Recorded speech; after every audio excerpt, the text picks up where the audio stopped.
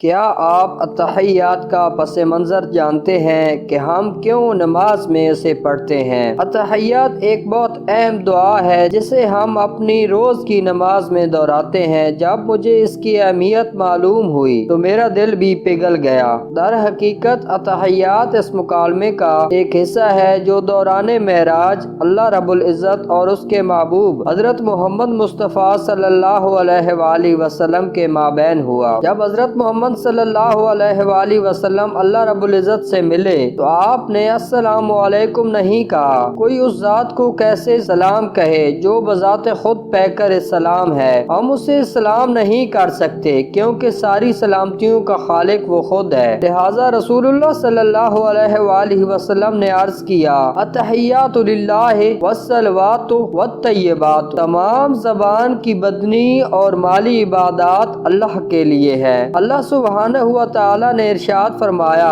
السلام علیکہ ایھا النبی ورحمۃ اللہ وبرکاتہ، اے اللہ کے نبی آپ پر اللہ کا سلام اور برکتیں ہوں۔ اس کے جواب میں رسول اللہ صلی اللہ علیہ وآلہ وسلم نے فرمایا، السلام علینا وعلی عباد اللہ الصالحین، سلام ہو ہم پر اور اللہ کے صالح بندوں پر۔ آپ صلی اللہ علیہ وآلہ وسلم نے ہمیں بھی اس جواب میں شامل کیا اور اللہ کے صالح بندوں پر۔ اللہ عز و جل اور اس کے حبیب صلی اللہ علیہ وآلہ وسلم کے مابین یہ مکالمہ سن کر فرشتوں نے کہا، اشہد ان لا الہ الا اللہ واشہد ان محمدا عبدہ ورسولہ، میں گواہی دیتا ہوں کہ اللہ کے سوا کوئی معبود نہیں، اور میں گواہی دیتا ہوں کہ حضرت محمد صلی اللہ علیہ وآلہ وسلم اللہ کے بندے اور اس کے پیغمبر ہیں۔